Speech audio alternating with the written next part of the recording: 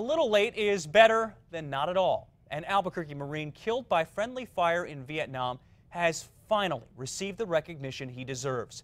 Decades later, News 13's Madeline Schmidt has that story. It's still, after all these years, it's very emotional for me. 47 years to be exact. That's when a helicopter carrying 4 Marines was shot down in Vietnam. The CH-46 was hit by friendly fire. I lost my dad at the age of 8 months old. I know of my dad through pictures, through stories from my family.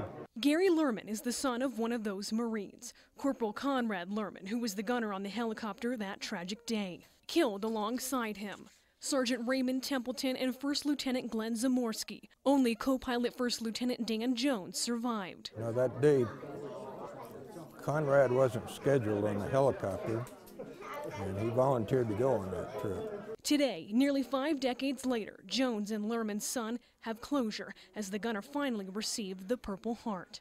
Conrad always had a smile on his face. He's a very good guy. He's the last of the 4 men to be awarded after the military changed its criteria for the award to include death and injury by friendly fire. It's supposed to tug at your heart. The younger Lerman describes the day as happiness and sadness combined. Receiving my dad's Purple Heart doesn't in any way, shape, take away from not having my dad here today. But I'm thankful that this gives recognition to the Marines that we lost on that day. Once a Marine, you're always a Marine. Madeline Schmidt, KRQE News 13.